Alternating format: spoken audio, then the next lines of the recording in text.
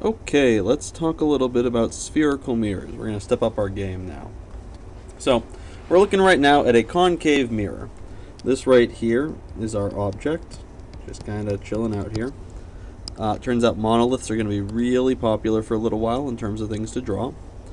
So, when we're talking about a spherical mirror, we need to decide, first of all, if it's concave or convex. Remember, caves in. We need to talk about what its focal length is going to be. And we're going to say the focal length is the distance from the mirror to the focal point. And the focal point is a distance that is basically half of the radius, half of the distance to the center of the mirror, or the center of the sphere of which the mirror is carved from. So this lovely mirror here was drawn by my very cheap compass, which is a piece of fishing twine that I use as a rope. I highly recommend it. It's very portable. And so the question is going to be, how do we locate the image of this object? Well, there are going to be two kinds of special rays. Special ray number 1 goes in parallel to the principal axis. Principal axis is what we labeled here. So it goes in parallel to that and out through F. The special kind of ray is going to go, or goes in, I guess. Goes in through F. Goes out, it helps if I actually write F, goes in through F and out parallel. There are other special rays you could draw, but quite frankly, these are the interesting ones. So, I'm going to locate a point. I'm going to change colors because I actually can't see this color against the color that I drew that thing in. Colors are challenging. There's a color I recognize. Alright. One thing to note, the bottom stays on the axis. Because if it goes in through F, it's going in parallel, so it goes out through F and goes out parallel. Stays the same. So, I learned my lesson. The metal ruler makes this very challenging. And putting the pen down first. Alright, so I start up here. I'm going to send a ray in parallel to the principal axis. Which goes in like this. Yeah, that's mostly parallel. And it's going to come out through the focal point. So it goes out through F. Fingers get in the way. Well, plus that I don't don't mark up the paper this way. So there's my incident ray, there's my outcome. Now my next ray is going to go in through F. I'm going to line it up like this.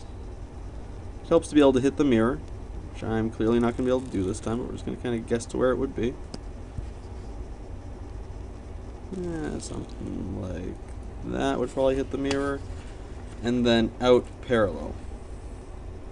And here we discover that I have picked a very poor scale for this problem, but you know, we do what we can. And I guess we're going to have to extend this one a bit more. And so we find that somewhere way the heck out here we have the image of the top of our monolith. So let me just extend this principal axis out a bit, make it a little longer. Oh. Sometimes this is why it's good to do the math before you start the problem, so you have some idea if you're doing this, or you know, just remember there are certain patterns that come into play. We'll get into that later. Anyway, so here is our monolith. Nah, it's probably not the same color, but what are you going to do? We notice a couple things.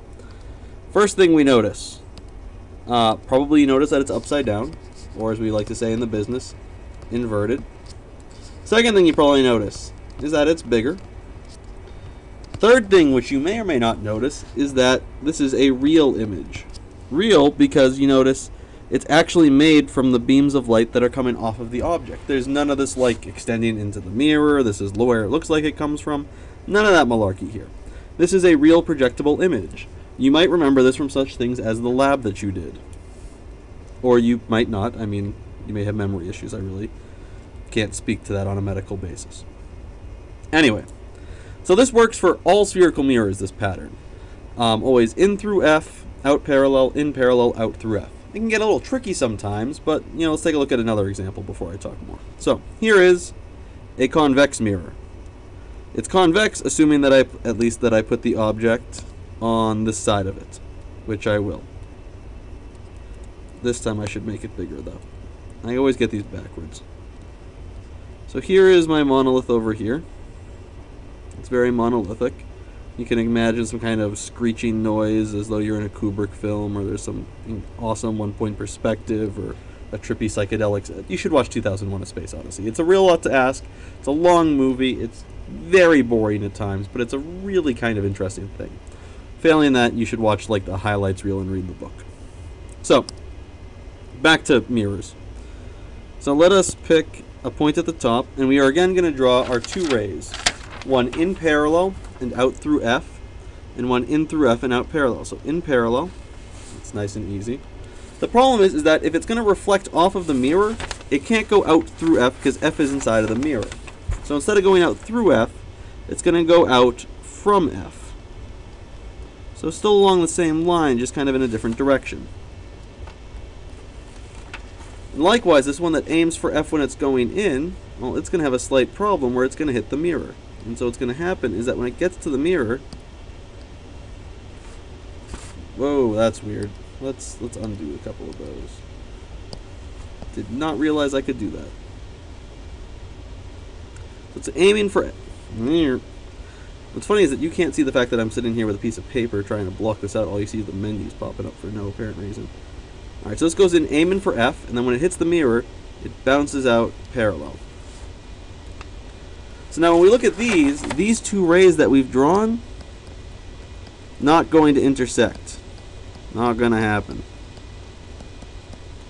Which means we have to go back to the same trick that we had when we were dealing with plane mirrors. We have to extend these reflected rays back into the mirror and see where in Wonderland they connect. So this one starts going in like this. This one starts going in like this.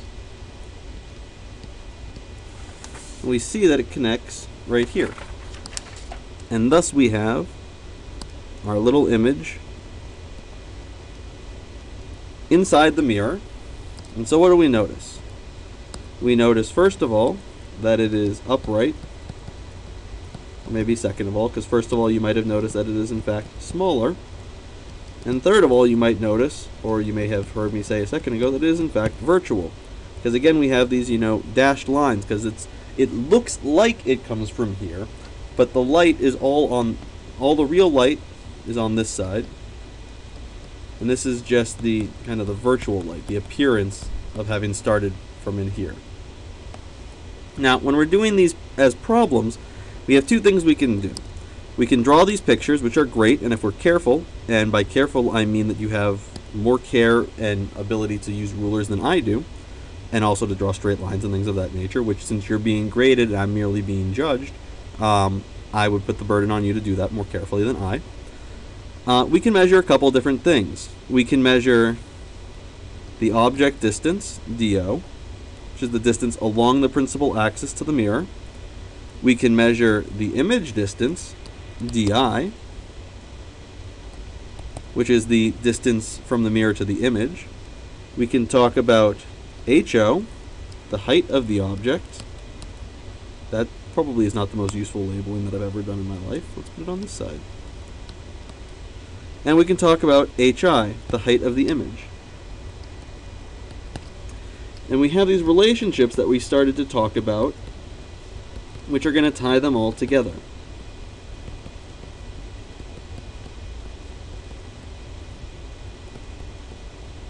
Oh, wow, MI is not even a thing. I'm just making up letter and combination things. So on your homework, it asks you to draw examples of all of these and kind of classify kind of broadly what happens. So there's two examples here to get you started. And then it asks you to solve a couple of problems, to draw out some pictures and to solve them algebraically. So hopefully this helps you get started and is useful to you. I have to fish out my keyboard so that I can stop this. Adios.